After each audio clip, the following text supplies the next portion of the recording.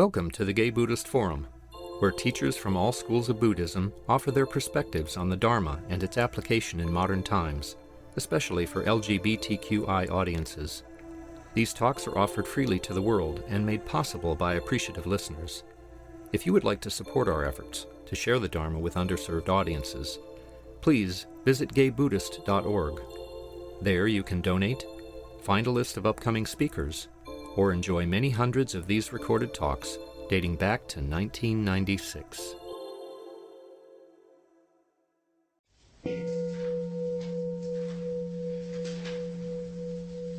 Welcome back. As is our tradition, we'll begin the second part of our day with introductions. We'll go around the room and say our names, take a little time in between. If I may, I'll start. My name is Roy. I'm Wally. I'm Len. I'm Kay. Evan. Mark. My name is Cass. Rob. I'm David. Jose. My name is Jerry. I'm Ray. Jim. Peter. Clint. Jerry. David Cannon. I'm Mark. My name is John. Chuck. I'm Jack. Daniel. Michael. I'm Bull. Jordan. I'm Carl. My name is Gary. I'm Phil. Harry. My name is Michael.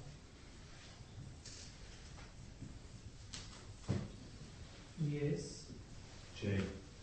Joe. Jim. Doug. Tom. Jim.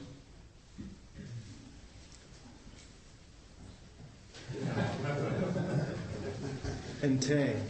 Tang. Well, I'd like to begin today by inviting Jim Stewart to come on up and to start our day for our All-Sangha Day here at the Gay Buddhist Fellowship. So without any further ado, Jim Stewart. Well, welcome everybody. This is our little festival of service here.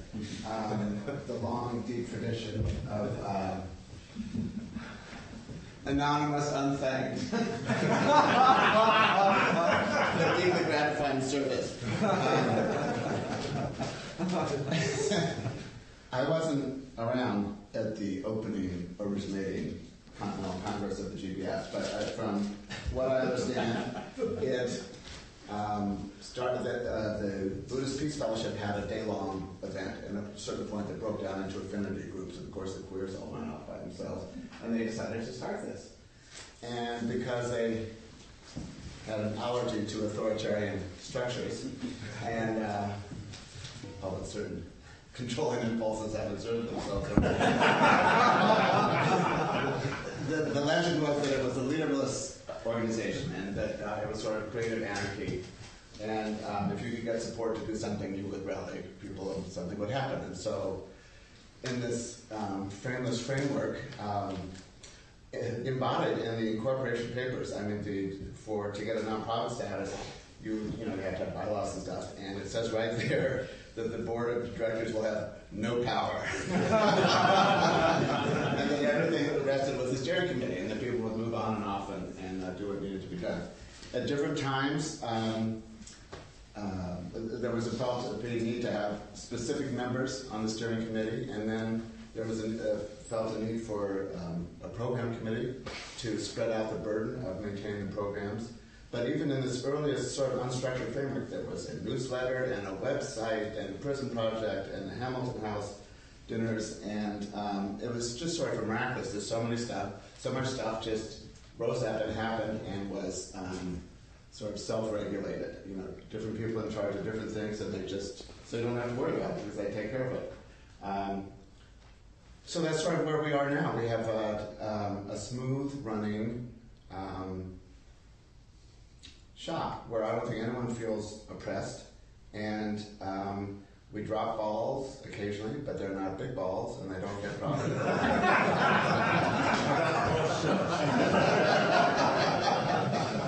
We can look at that.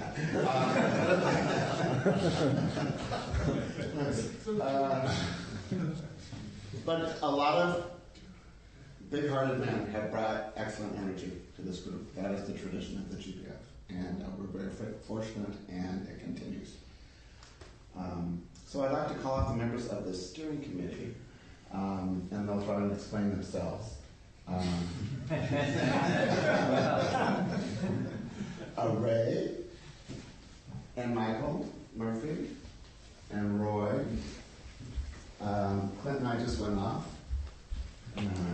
Please, Carl. Marvin could not be here. Clint, come on. You were here for 5. You've been on and off so many times. It's I'll stab you. okay. And maybe if there's someone else who's served on the steering yes. committee in the past, come on. Peter, you were on. I'll just be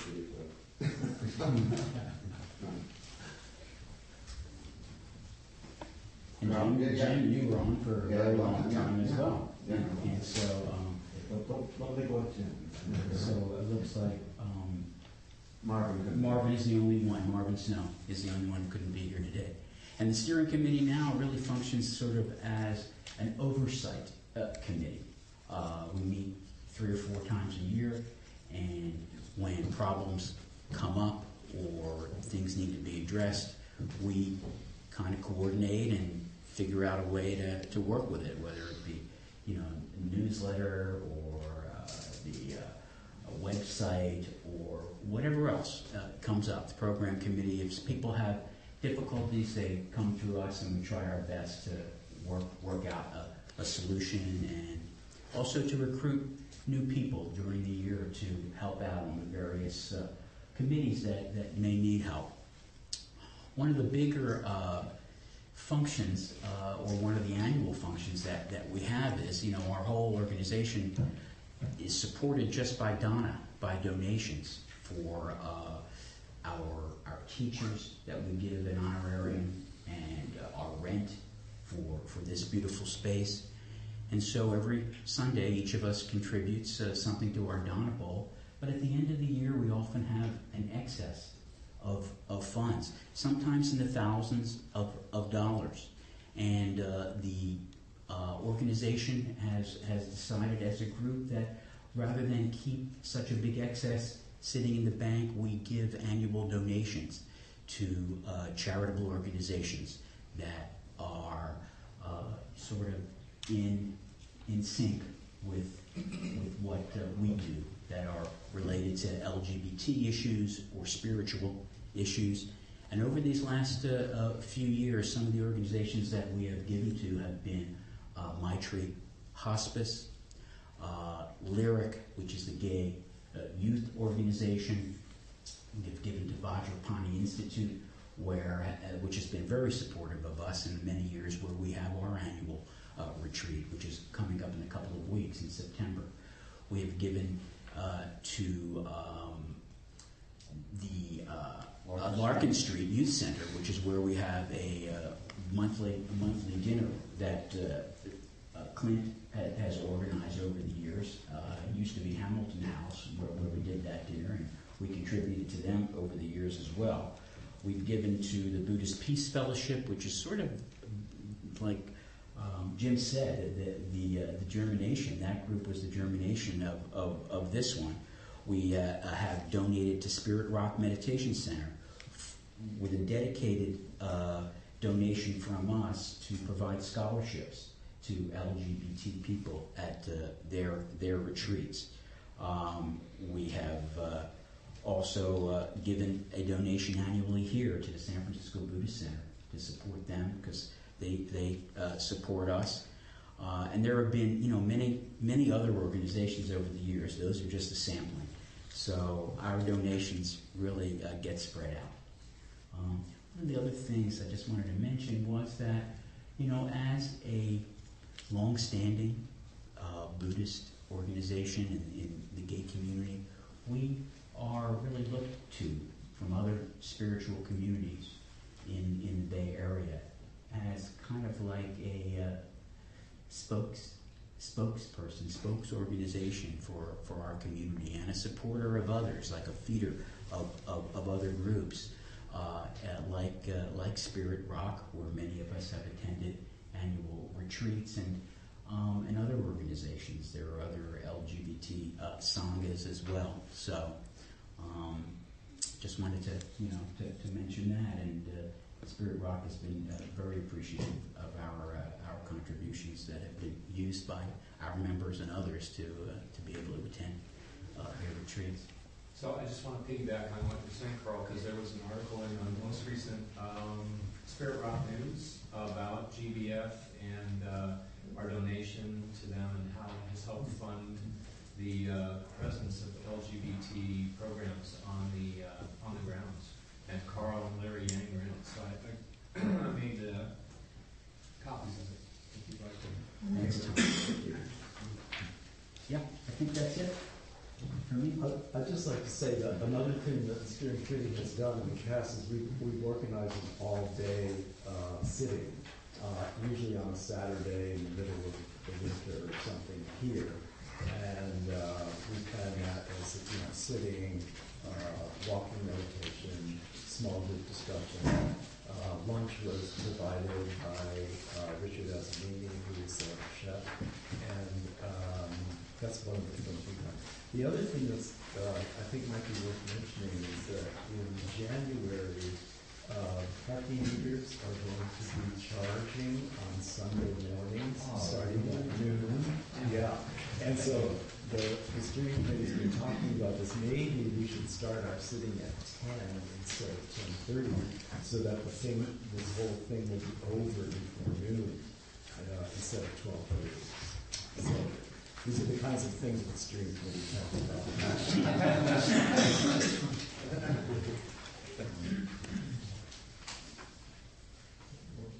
We're new to the school.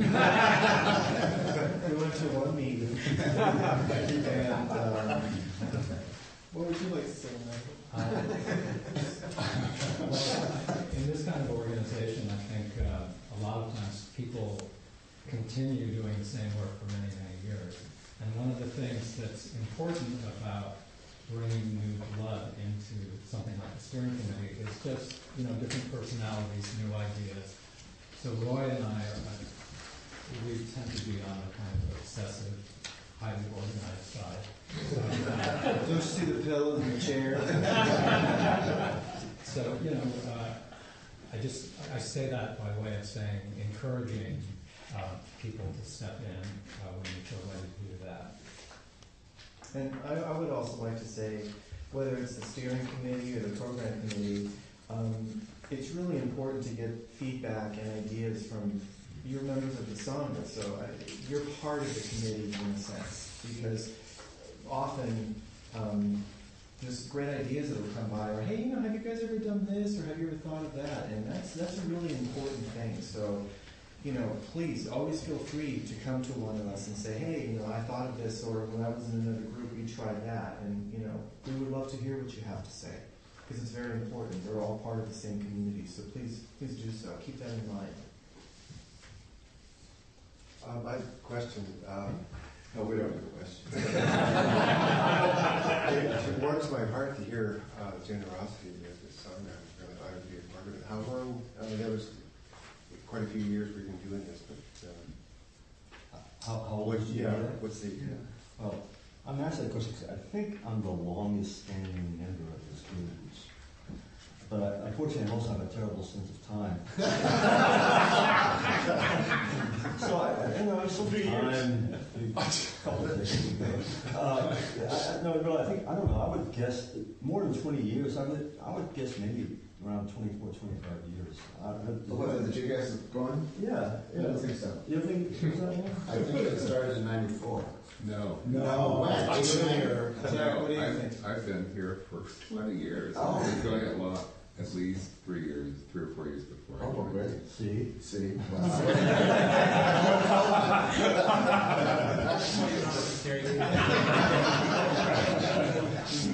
Back then we were the gay Buddhist fraternity, and that sounded a little Animal House. So we changed it to polish it, looked at the initial F. But just briefly, because I know we got a long agenda. When I first started, we didn't know we were making history. I can't say we. I just was there when other people were making history. But there was a small group meeting in the hospice by the Zen Center on Page Street, around Page Street.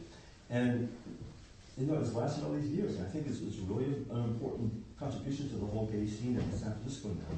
Back then, there was just a handful of guys that had a Buddhist history but didn't feel like the Buddhist communities were associated with were addressing gay issues. And that's why you formed GBF. And, you know, I have so much love for this group, and I've gotten so much from it. It's been a really rewarding experience, and I'll just leave it at that. Thank you, gentlemen.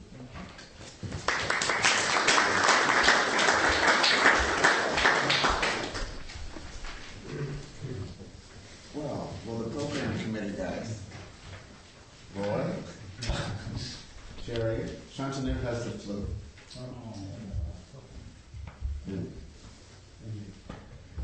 Okay, so the program committee. Shantanu Pukan wasn't able to be here, so Jerry Jones, Jim Stewart, and myself comprise the committee. And what we do is we get together probably about 2, 3, sometimes maybe about 3 times a year, and what we do is we sit down and we look at the actual program from the year prior. We look to see who the speakers have been. We try to do the best job we can to bring in all the speakers that have been compelling, maybe perhaps new speakers that have only been here once. We'll give them another shot. We'll just bring everybody in as best we can. Another important factor of the month, if you break it down, is that group discussion has become a very important part of our program. It is now featured once a month. When I first started here about 5, 6 years ago, it would be sometimes every other month or every 6 weeks, but it has become a really important part for a lot of people. That's the feedback that we've gotten, because it brings the Sangha closer together. The other thing that's a very important part of the program committee is all of you, because you're all teachers. We all learn and teach each other, and so what comes to mind, I see 3 men sitting very close together, Doug Van Koss, Jerry Martin, and Gary Ost, who have come forth. They're members of our Sangha, but they've come forth to do a Dharma talk. Very beautiful, compelling talks, and when Doug is here, it's always a very special day. So anyone who's ever participated in one of Doug's days, it's really beautiful. Also, Dharma duos. This is where a couple of men that we choose that are, well, not so much choose, but are willing to step forward.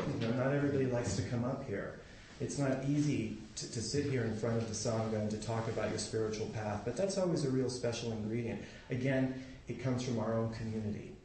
So also, another example of what I had mentioned just prior when we were talking about the steering committee is the role that you all play in also the program committee.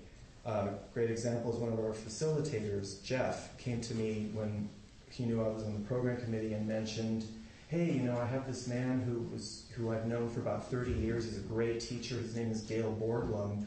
How about giving him a shot, inviting him to come and speak? And I said, great, let's do it. And he spoke about 2 or 3 weeks ago, and it was one of the most compelling, greatest talks that we've had here. So it's important. And then soon Wally has a teacher, John Burney, who's going to be coming to speak here at the Sangha for the first time. So that's a really important ingredient is who's out there in the community, who you all know and who you have heard. That keeps us vital and going and bringing in new energy. Yes, Jay. Do you have any mechanism for tracking the type of crowd that some of the people bring? Because some of them are very popular. For example, if Dave Rico is announced as coming in to speak, yes, the place is packed because it's and there are always enough chairs set up in advance because you know that he's bringing a lot of people. Right. Do you keep track of any of that? Well, I think it's just from prior. Yeah. Like, for instance, Dave Rico, the other person who brought a few people into we had Will Kabat-Zinn here and who spoke, and the place was very full. I think I was maybe, I don't know, but we were talking about it in the morning. I thought we better put extra chairs out because more than likely he's going to bring a few more. But we kind of just played it by ear, quite frankly. Jennifer Barazon is another wonderful speaker, singer. When she comes, a lot of times it's very full. So we kind of work with it.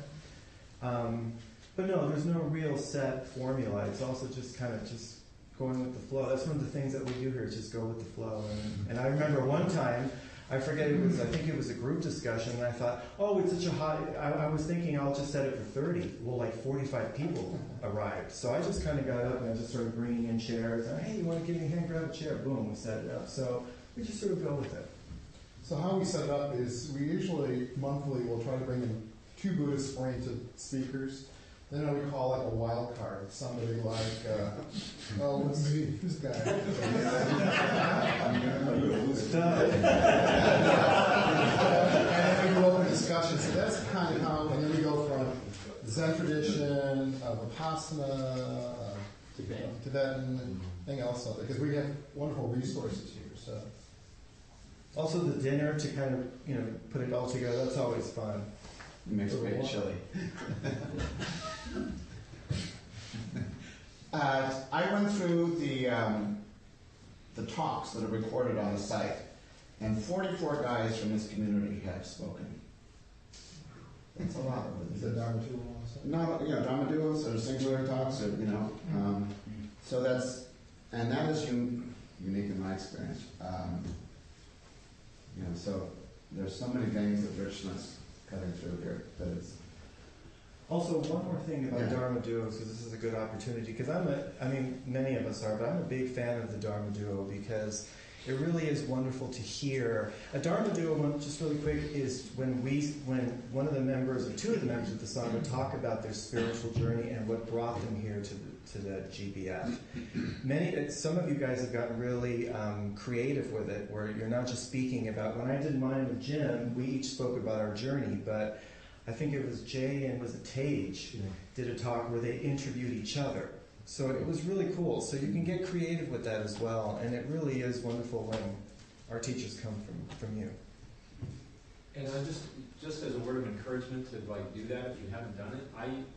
Initially when I first came, I thought, I have to be able to teach something, and it's really just to slice the cross section of the membership and let us see who comes to this thing, and it's really just about what landed you on the cushion, what came before and how you ended up here. So, and I will say that after I did that, my participation and my interaction with everybody just really opened up. Because once you're willing to sit there and just talk about your life, people gain a perspective that they wouldn't if you're just having tea and chatting about, what.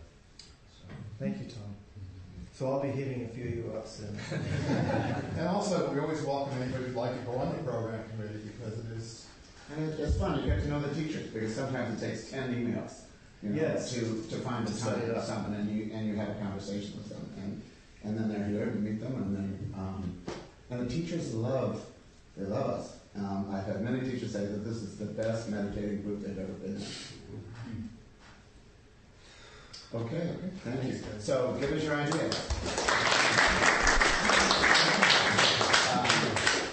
Cass and the host. Cass Baton is our host. Our head host. The hosts are kind of food and drink people. Party. Come on. Yeah, with Dave Limcaco and Jim Krister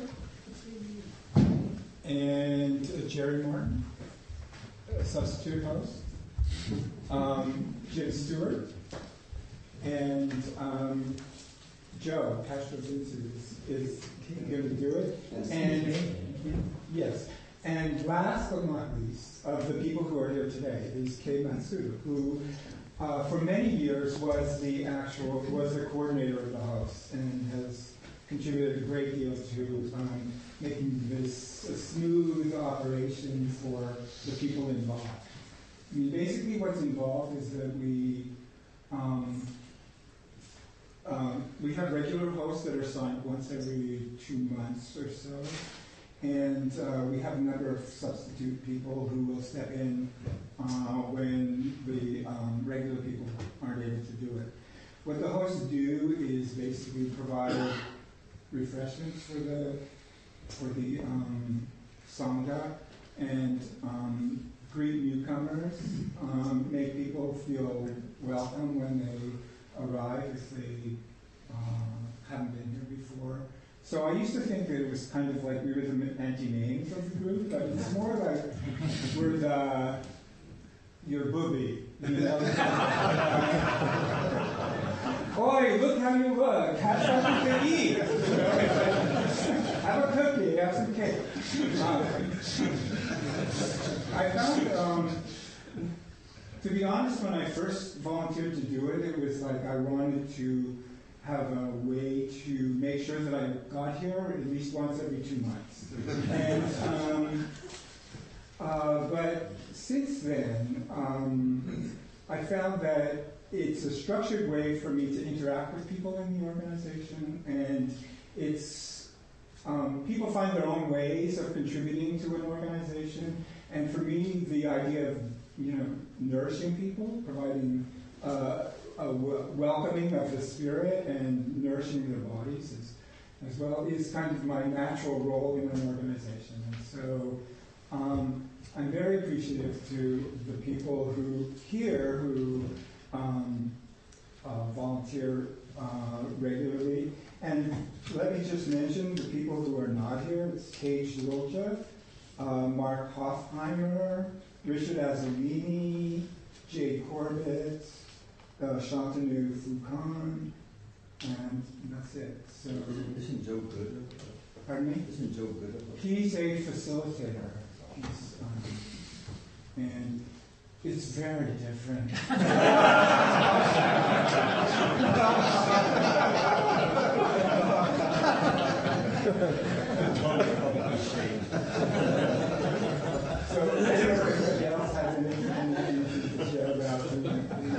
But anyway, we are actually looking for, we have 2 of the regular slots that remain unfilled, and our substitute people have been generously providing help. So anybody who wants to participate, fabulous. He's a great cook. Okay, all right, great. So yeah, see, let's talk. Let's talk. So bows to the host.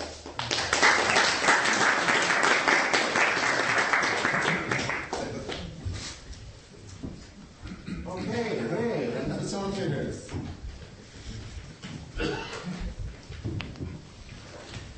Facilitators, you want to come up, the guys that are facilitating? Facilitators are the guys that sit up in front in the audience and give the instruction of keeping time, ringing the bell, structuring the week, the day, but also oftentimes it's the facilitator who comes up with the idea for the topic of discussion when we have open discussion days, and that can be a very good thing for the Sangha, and it's a little bit of something to think about for the facilitator to think about. So I always encourage the facilitators to talk to other facilitators. Don't just feel like, oh, it's all on me and I have to come up with this idea myself. Talk to one of the other facilitators, and maybe the 2 of you can come up with a topic or something like that. So the other facilitators who are not here today, Osvaldo Garcia is a facilitator, Joe Good is a facilitator. I think that's it. Am I forgetting anybody? There are other people. Paul, you used to be a facilitator. Do you want to come up? Yeah. Anybody else who used to facilitate in the past? Jack? You want to come up?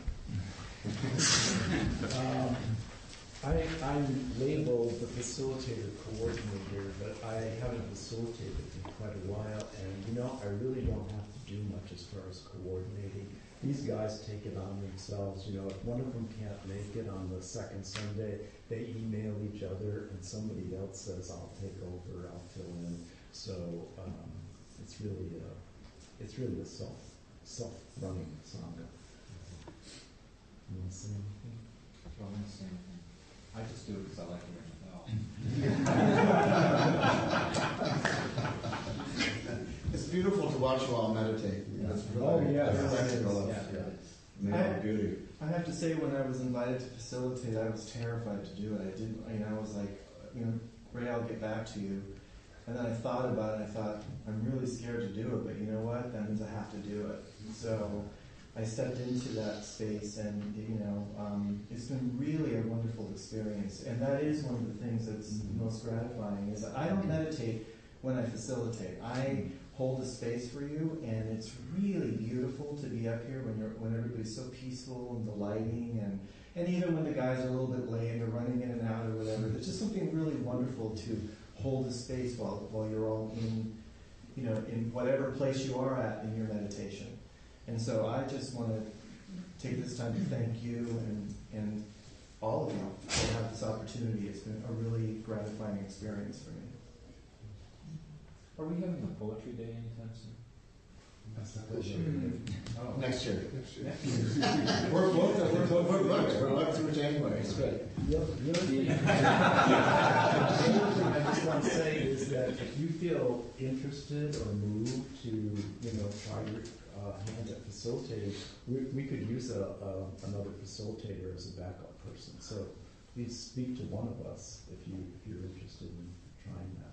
What Cass said about getting involved, it's a guaranteed way to make yourself come here and be part of the Sangha, especially for people who are kind of shy. So. The facilitators open the doors and they close the doors. It's sort of they're the superintendent of the morning, and things come up. People wander in off the street and facilitators have to go out. Which is why if you ever the morning we're facilitating, you're talking with us and stuff, and you seem like all distracted, and at least me, that's why.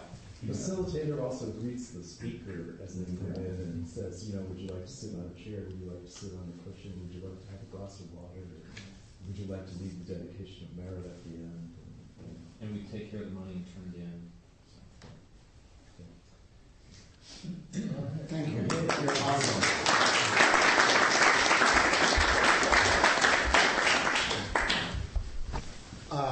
I'd like to invite Jack back up and Michael Langdon to talk about the whole newsletter process.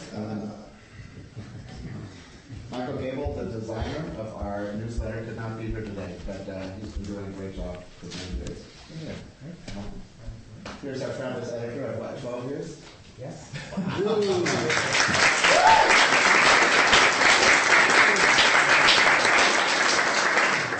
Yeah, I've been doing this 12 years.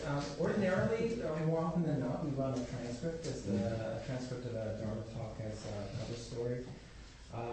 In the past, we had more articles. A lot of people here have written articles.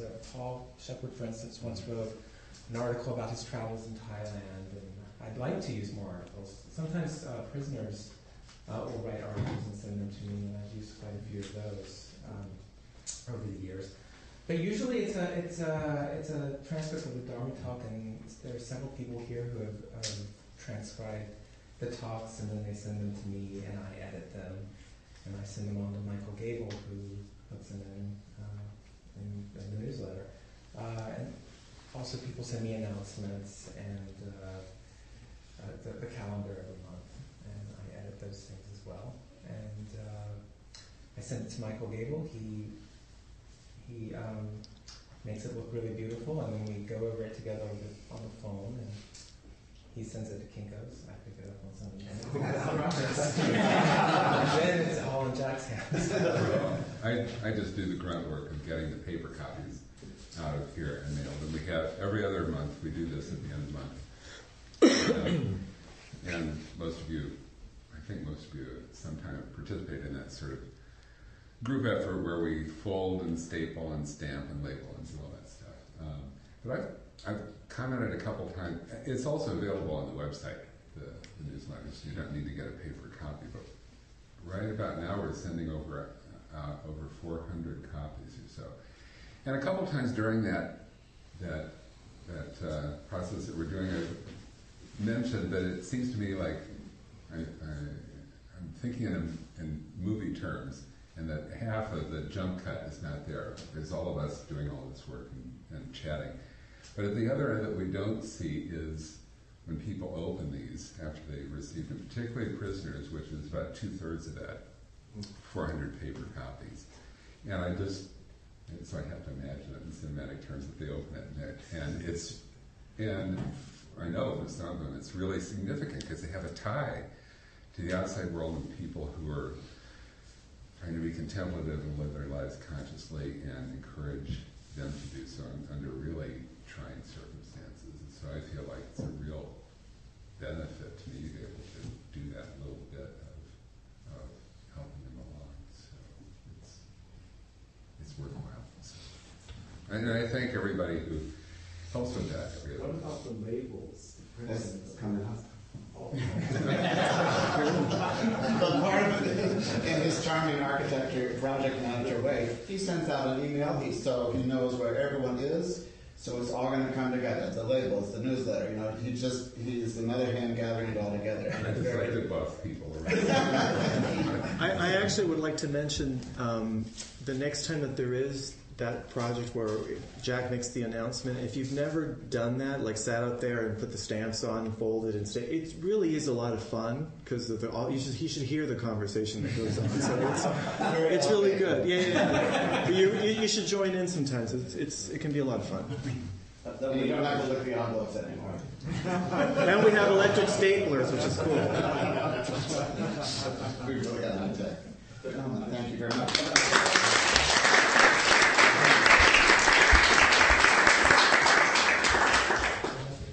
Ray's got a question. Ray. Hey, Tom, come on up. Hey, okay. And talk about, well, this man, I mean, just as an example of typical paragon of GPF, it's like flag paper, he just accepts responsibility. Flag paper? He's not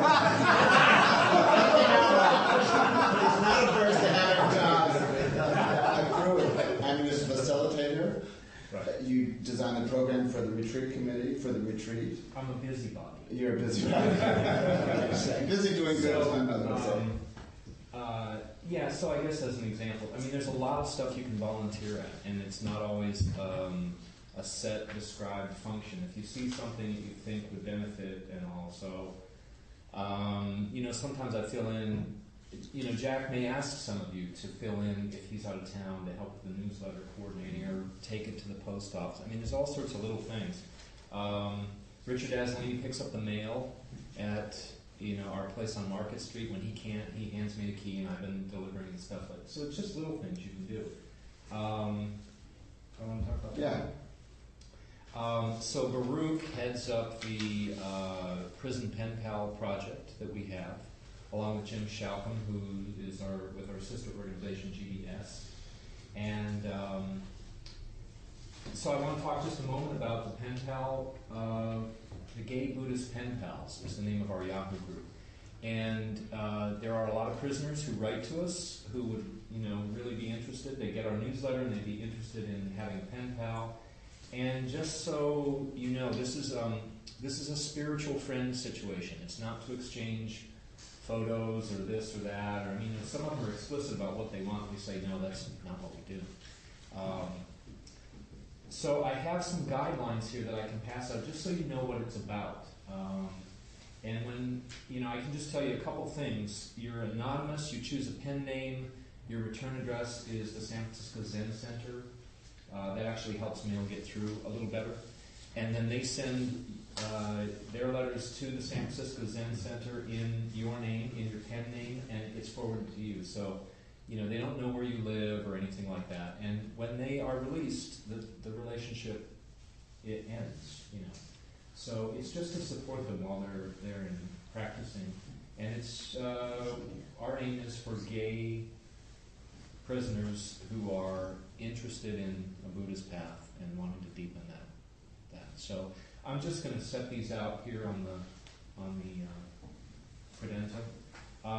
Jim Stewart or Jim Shalcom wanted me to mention he receives all of the letters that when they initially come in, and just sends off a letter and says, "Hey, we got your letter. We're trying to match you with somebody." He may correspond with them maybe once more, but he's looking to transition out of that. So it's not as big of a deal as it may sound, but it would just mean kind of having a standard letter that you pen to somebody and tell them, like, "Hey, we know you're there." So if you might be open to that, you can always talk to us, and there's email addresses. But also,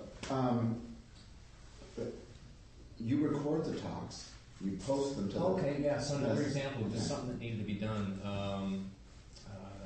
Joe? George. Yeah, who's hearing this? Perhaps. Yeah, George Hubbard is a sound engineer with Berkeley Labs, and so he gets these talks and he engineers them in the sound level. That's why they sound so good on our website. And there's over 300 of them right now that he has mastered for us. So, but he lives in the East Bay, so he can't always make it. So now I've taken on the role of just setting out the recorder. Actually, we need someone else who I can just show you how to turn it on.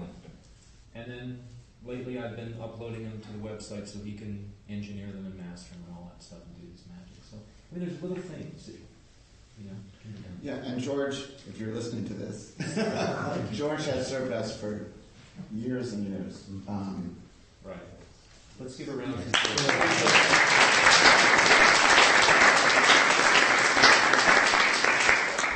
Also, Joe Kukolka, for the same amount of long time, has been designing and running our website. And, you know, these are jobs done on the side, behind the scenes, and it's absolutely essential for our presence. If you Google gay Buddhists, you get our website, you know, so people find us from all over the world. And it's a welcoming site full of resources. And Joe has posted every newsletter that's ever come out, the same way that George has posted and cleaned up every talk. So it's really quite a rich archive that they have done. So Joe...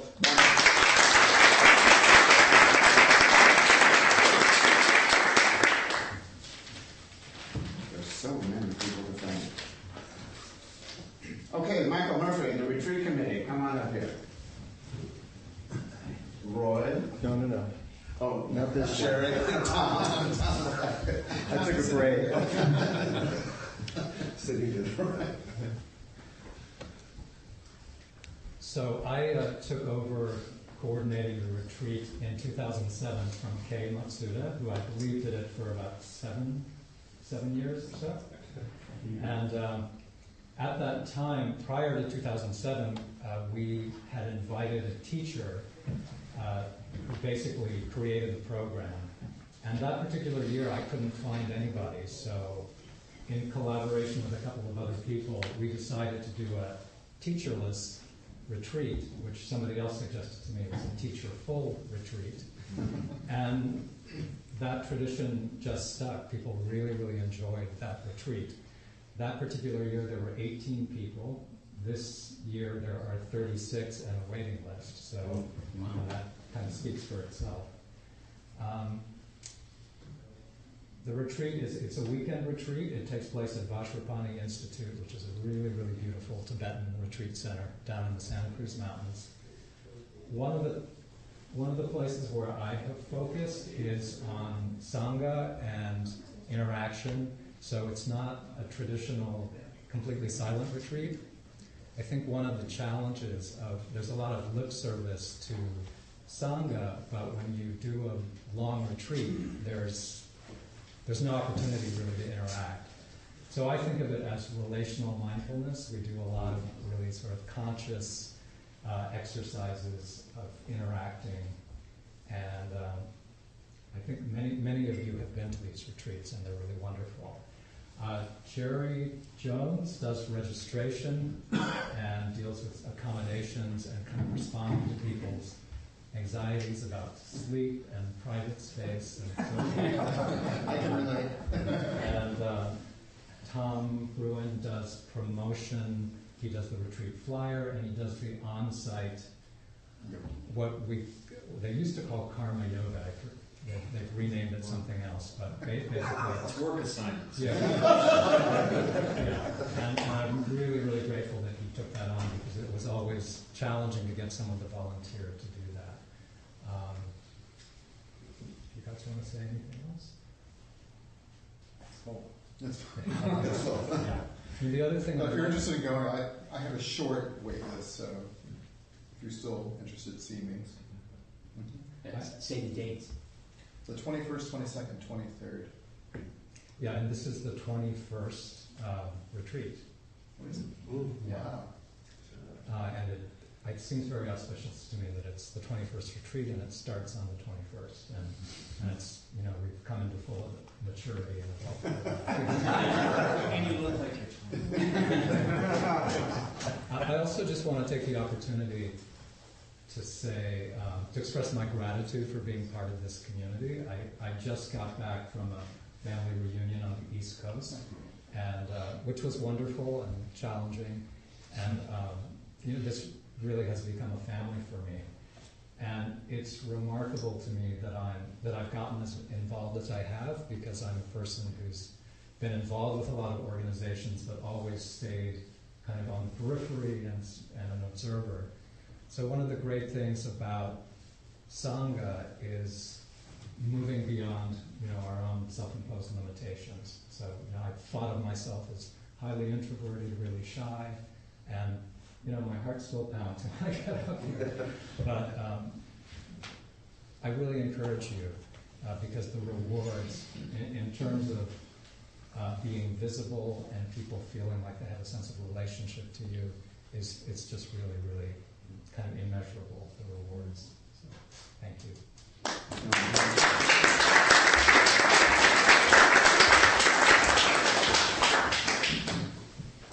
Joe, please come up here.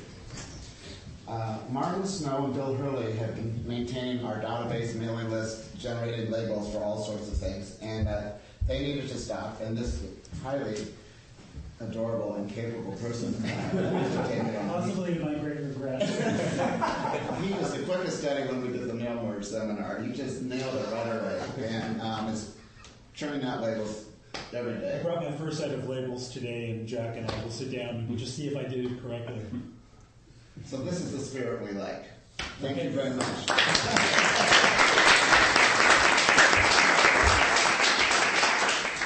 Glenn, do you want to talk about Larkin Street? Yeah. Sure. Yeah, please. And how long have you been doing this? Again, a time question. At least 12 years. No, actually, I think it's over 20 years. Oh. Here we go again. Yeah. Actually, it's 40 years. Jack, didn't I know how long? Because you're an old timer too, as far as one of those. Okay, anyway, it's been a while. Just real briefly. Many years ago, I was involved in GBF. I could see this tremendous group of people, and I could see that we were doing the contemplative work of meditating and hearing the Dharma talks, and I thought, well, the other side of Buddhism is engaged Buddhism, and we had this great pool of people. So there was a homeless shelter for families a couple blocks from where I lived. I approached them about the idea of us doing a dinner once a month, and they were very enthusiastic. It's the Hamilton Family Center. Then, I don't know, about 5 years ago, they shut down that particular center, so we opened it up for Larkin Street Youth Center. Frankly, I like the Larkin Street Youth Center better. It's not quite as desperate as what was going on in Hamilton. And this is for a center for young people who are on the street. I think the cutoff age is 22 years old. A lot of these kids have been thrown out of their houses, and who knows their history about how they supported themselves before they got to the center.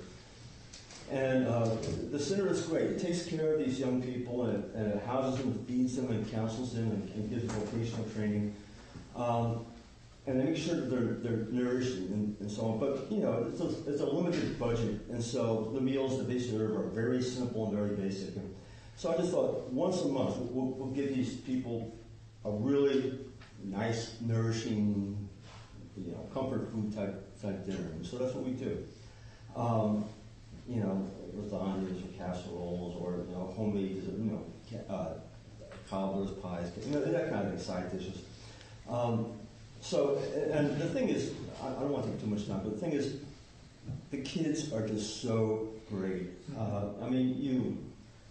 You can only imagine what kind of history they have. There's a large number of gay young people there. I shouldn't say kids because it's not really very respectful. The young people there. A large number of gay people there.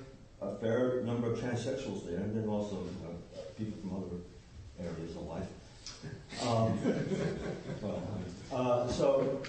But they're not beaten down. They're not. I'm making a generalization, but most of the people meet them, they're not beaten down, they're not bitter or angry. They have all this youthful energy and enthusiasm. It's just so great to tap into it.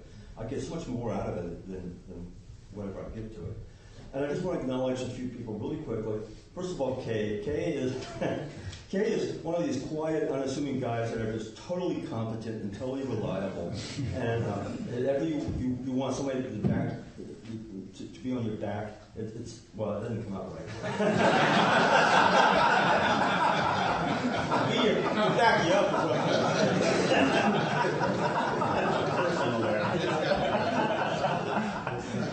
I think Kay's there, and I love you, Kay, and you're terrific, and I'll give you that credit for what you deserve. And then I also want to acknowledge some other people. I want to acknowledge Dan and Michael and Jack. They're also old timers here too. And then people who've been there more recently is Wally, Cass, you've been involved, and Joe, you've been involved too. I hope I'm not missing anybody. And it's just been, I think they've enjoyed it. And I want to say quickly, if this is something you feel you'd be interested in participating in, there's no obligation. Please, you don't have to be there every month. But if you want to be part of the membership list, then whenever you're available and you want to do it, then I'd love to have you on board. Just real briefly, maybe some of the people who've been working for a while can give their experiences. I mean, in a very brief way, because I don't want to take too much time. Yeah, I found it really, the week that I was there, we were very short-handed. And so we had to actually call on the kids to help us prepare the food and stuff. And they just dove in, and they loved to do it. They were, it was and they were great. I mean, they were very personable. They were very friendly. And then, and it gave us an opportunity to kind of interact with them in a meaningful way, and to really find out what the character of these people was. And I found it very inspiring to be around these, and it gave me a lot of gratitude for my own life and where I am in my life, and to have this opportunity to see what other people, just the heroic way that they're engaged in their own lives. I think it's a very, very satisfying way to offer Donna in the world. You guys, well, I second all that, and the returns you get by volunteering. I'm just a scullery maid in this project. I just chop and do dishes, but it's great to serve the kids. But I also like when every once in a while I say, "Who are you guys?" They say the Gay Buddhist Fellowship, and sometimes you can see this little tilt of the head, like, "Oh, gay guys, not self-involved, not self-centered." And I like that we're out there actively engaged and we don't just devote our Buddhist practice to sitting on the cushion for ourselves. And so it's a benefit.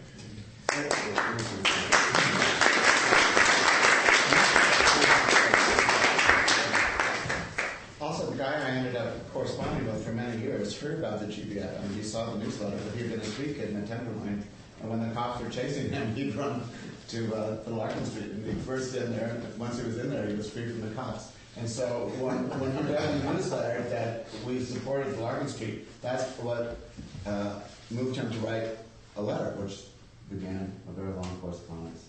Anyway, Ray. Jim, I'd just like to acknowledge that one of the most moving Dharma talks I've heard here was given by a member of the Larkin Street. Mm-hmm. Yes.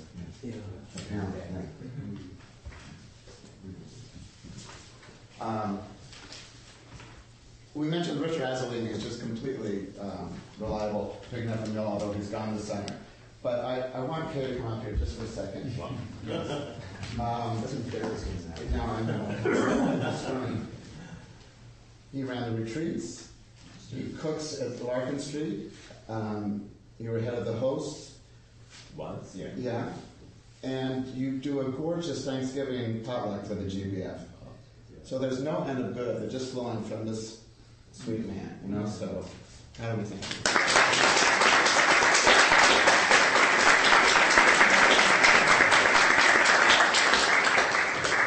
Just, again, as Michael was saying, this group has become like my family in San Francisco, and I enjoy being with you guys, and particularly on Thanksgiving Day. It's just wonderful to have this gorgeous, warm, nice man filling our house, bringing wonderful dishes. So if you are going to be free, again this year Thanksgiving Day, the guy you've been dating decided not to introduce you to his mother. You always have a place.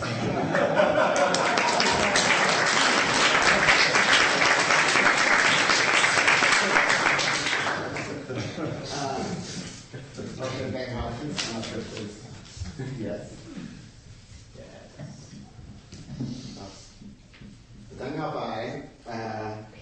Betty, how long have you been the treasurer? Lost track.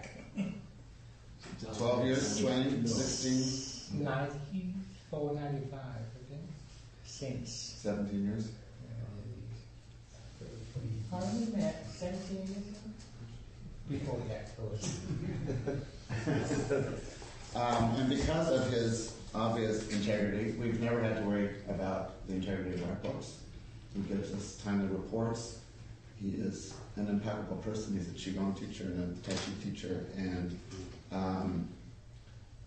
you know, what would we have done without you? Yeah.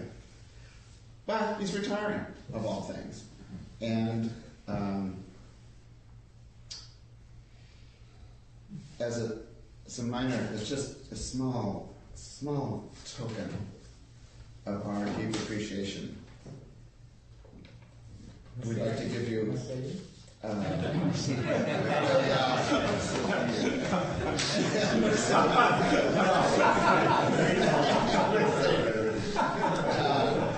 this is a gift coupon for a massage and the hot tubs at Kabuki Hot Spring, and we hope the relaxation that you experience there will remind you of the serenity you've given us. So thank you. Endless thanks. Okay.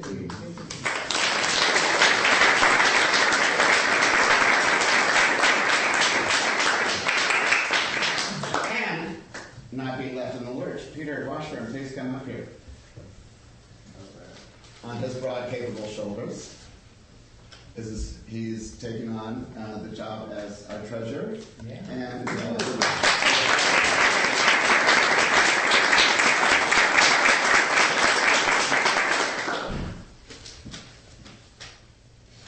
thank you. What do you want to say? Well, I just want to say this is a great group. I started way back in 1994, 93. Yeah. And at that time, we barely make a rent. It went down to like $200, $300. At that time, we paid $150 rent at the history. And there was growing such a unique group here. But now look, we're able to, I can see you, okay. We're able to give out all the resignation, like, can you make it out? Okay. Very, very pleased that decide and make a trip here. So it's a really great group, and personally I stayed this long is because I think all the support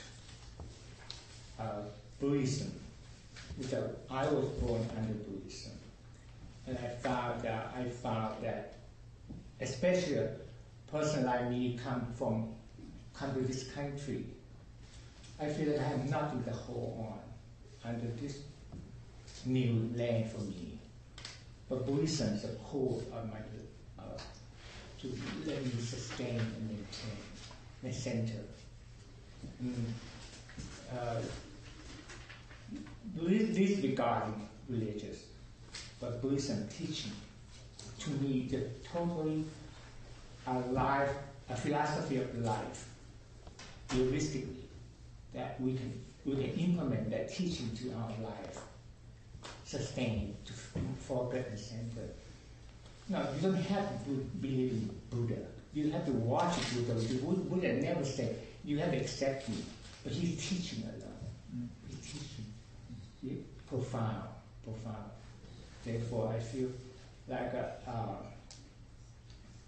this teaching, this philosophy is really worthy to introduce to non-Buddhist person. And you don't have to call yourself Buddhist. Just understand the teaching of Buddha. Therefore, I feel like I want to support this for this group. That's why I stay this long. And beside that, I have a reward. I made a partner 17 years ago. Here? Yeah. Oh, David, what's his name? Censor, that's right. We used to branch out. Who remember that? Oh, yeah.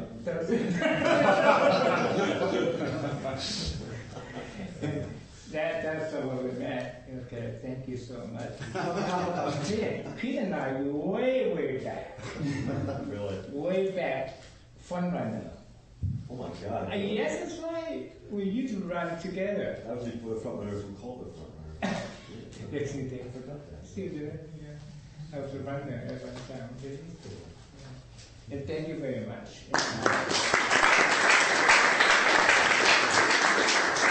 I really enjoy being part of this group. And you stay part. I will. The reason I didn't show up so often because I have my own schedule. We practice Tai Chi every day, including Sunday. That's why I put my own schedule. But I know what's going on because people send me money. Thank you.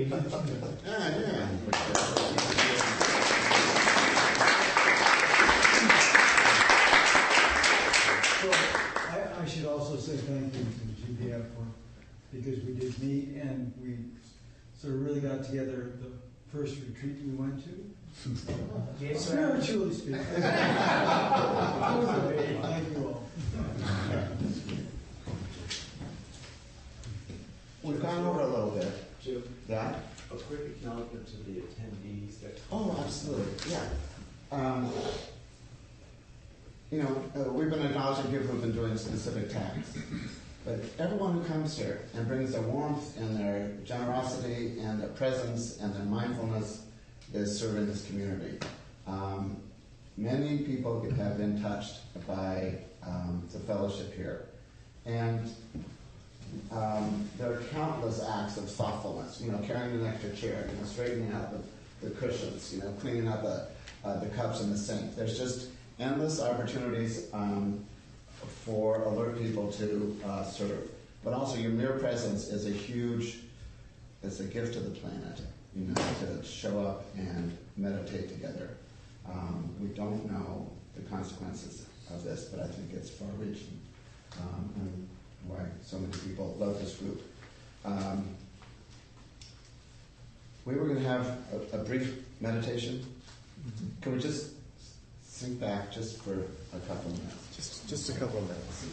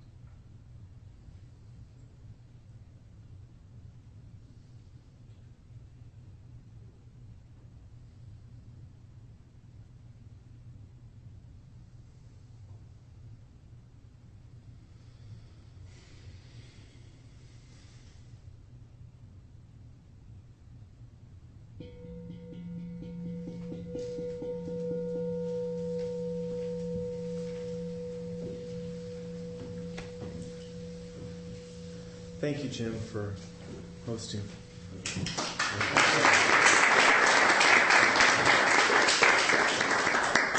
Announcements? Jerry? Next week we'll have open discussion. Cass? I'm your host today. Please stay and enjoy the fellowship of the Sangha for treats. If you have tea, please wash your cup out with hot soap and water.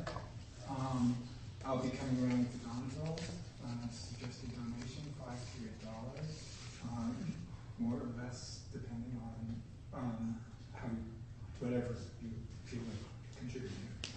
And some people get together around 12:30 to go out to lunch. They gather by the front door. It's open to anybody to join in. And I think that's Thank you, Cass. I just want to announce that the annual LGBT retreat, the residential retreat at Spirit Rock, is going to take place. It's 6 nights this year on October 8th. So it's the 8th to the 14th. And what a way to be in Sangha and deepen your practice than to be with 85 LGBT people meditating for 6 nights. It's a silent retreat, but it's amazing how your connections are so strong. And there are opportunities to speak in small groups and individual meetings with the teacher and a question and answer period every day. Many of us over the years have done it, and so and GBF has given money for scholarships too. So it's a sliding scale, and if you're interested, you can go to the website, which is spiritrock.org. The other thing is the same weekend as our GBF retreat, which as we know is full with a waiting list, on that Saturday, the 22nd, here in this room, the LGBT Sangha that meets at the Gay Center every Monday at 5:30 is celebrating their 10th anniversary. And there's going to be a day long here from 10 to 4 right in this room, open to everybody, and it should be a wonderful day. It's going to be taught by Anushka Fernandopoul, a lesbian Vipassana teacher, and Stephen Tierney, a Zen gay man teacher. So. Great. Thank you. Anyone else? Okay, let's go ahead and stand for our dedication of merit.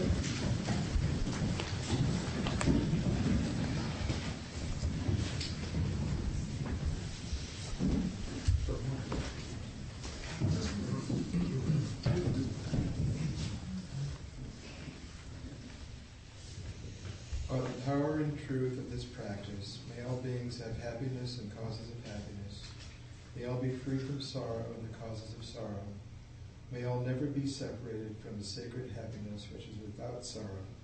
May all live in equanimity, without too much attachment or too much aversion, living in the equality of all that lives. Thank you, gentlemen, for today.